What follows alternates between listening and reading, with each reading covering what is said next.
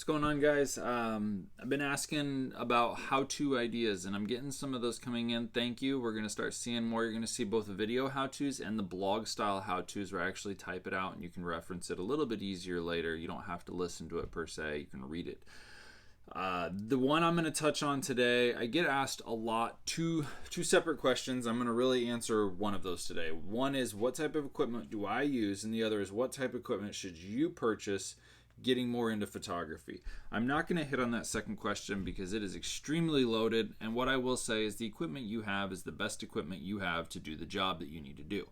Until your equipment becomes a limiting factor in what you're doing, I do not recommend upgrading it. So if you're shooting weddings in a dark venue and your body or your camera lens can only go down to say f6 or f5.6, that's gonna suck. You're gonna need to get something that does a 2.8, a 1.4, 1.2.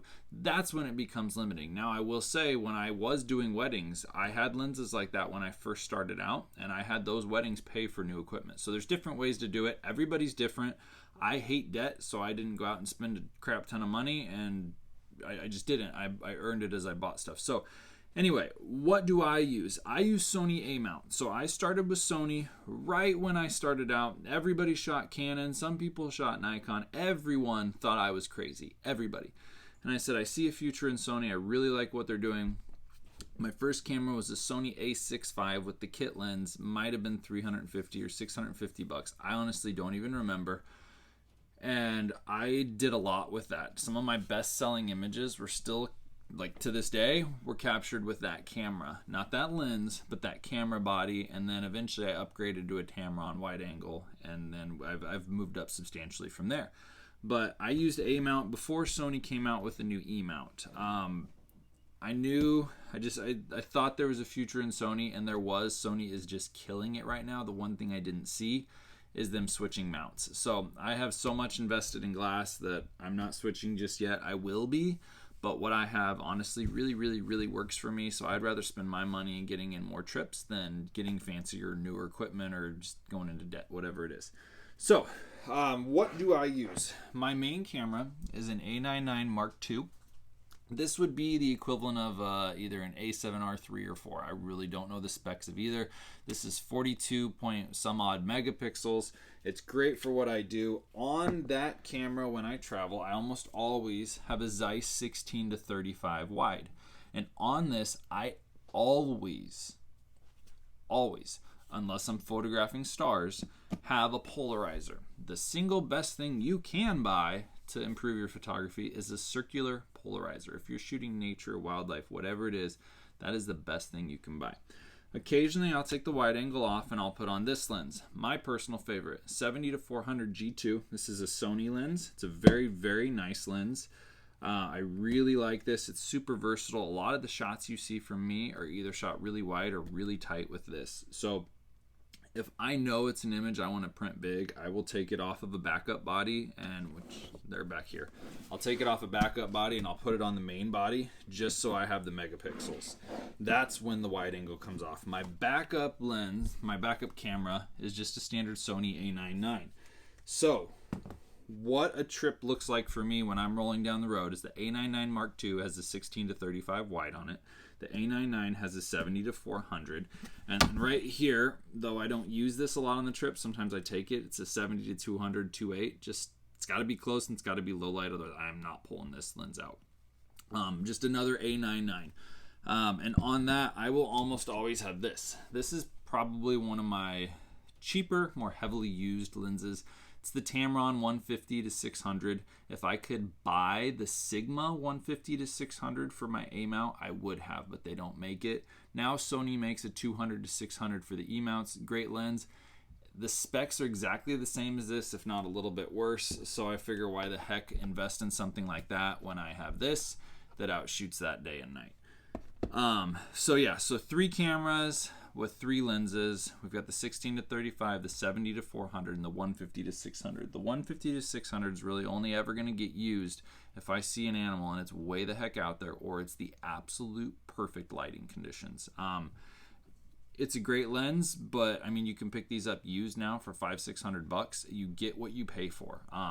$1,000 new lens rarely is going to outshoot a $3,000+ lens. So those are my main lenses that I use. I typically have the 70-200 with me. Again, I rarely use it. And sometimes I'll carry a 50 if I'm going to wander around like Kennebunkport or, just like a little community. You're going to wander around a cool little community and there's things to see. You just want a more versatile lens. The 50 is great for that, but a lot of times I'll find myself at that 70-400. That being said, extra batteries, extra memory cards, all the regular stuff. When I'm jumping out, just shooting something within a mile or two, this is my pack. It's tiny. It's a little Eddie Bauer one. They're always on sale for $15. It's the cheapest thing you could do. This is filled with cleaning essentials. So if I get my lens wet in the field, I can clean it. Sensor, clean it.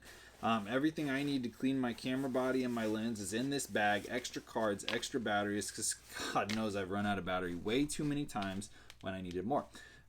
Bear spray is almost always in the side depending on where I'm at. This is always with me. Super easy piece of kit. Light, small, cheap. Just throw it over your shoulder when you hop out of your vehicle and go, and you don't have to think twice about it. In that, I also always have a raincoat. So this is the raincoat for my camera. It opens up on the bottom, zips up. The camera body goes in here, and then the lens is going to go out the end. Get one of these if you're going to be shooting in the rain. So worth it. You can play around with it and figure out how yours works. They even make disposable ones. I like this one. I don't know the brand. Maybe it says. Yes, ProMaster. So not a super expensive brand, but this one has worked great for me for years. I'll even throw it on when I'm hiking through the woods after it's been pouring and I know everything's wet and just keeps everything dry. My main tripod, so probably for the way I shoot, one of the most important piece of kit other than my camera and my lens, and maybe my van, is my main tripod. So my main tripod, all of my tripods have carbon legs. You don't need carbon legs. You can save your money and you can buy aluminum leg tripods. Mine are carbon because I do a lot of hiking and this is a big tripod.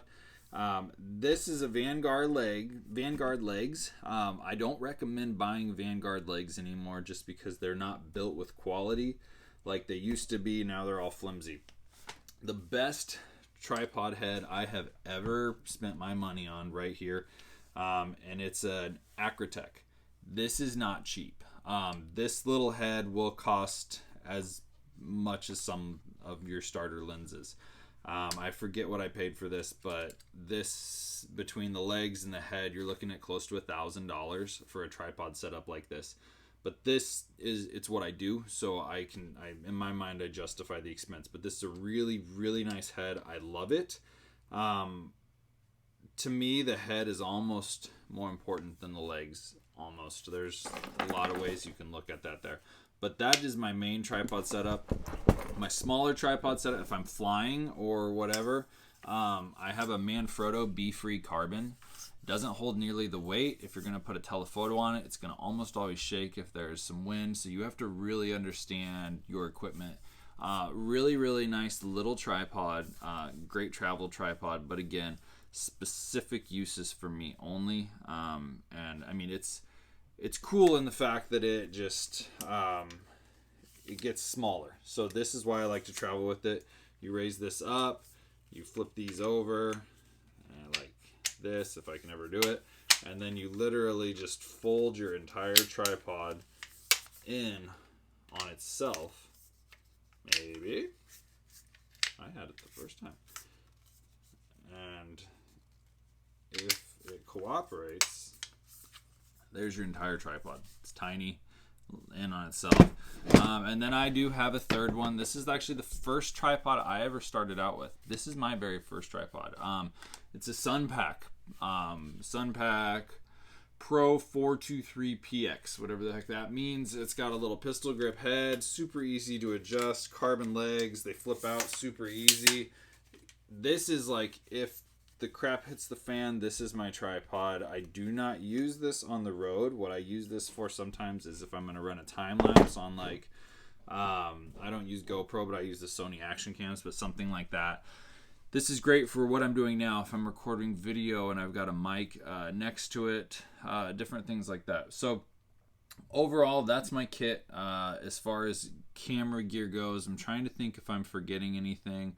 I'm not going to get into processing like computers. I'm not going to get into what I wear. I won't get into the van because really none of that matters. All that's going to be your personal preference. And the more you travel, the more you do this, you're going to understand, you're going to learn what works best for you. Because what works for me today is not going to work for you tomorrow. But this to me is just a really good starting point for bodies and lenses. Now, what comes next for me as far as equipment? Probably Sony A7R4 or probably the newest one of whatever when that releases, when I need a new body.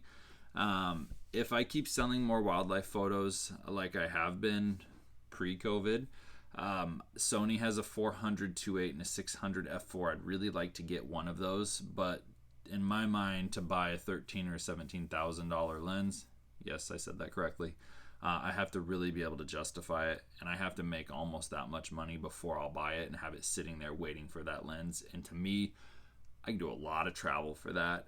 It does improve the shot, but these lenses are great, and being in the field to me is almost worth more, or it is worth more than just a fancy new piece of equipment, no matter how nice. So plus, give it a few years, they're going to be used. Still expensive. But yeah, so that is a little bit on the equipment I use. Sorry if I'm long-winded. Hopefully it was helpful. I understand that a lot of what I'm using is not going to probably be what you're using.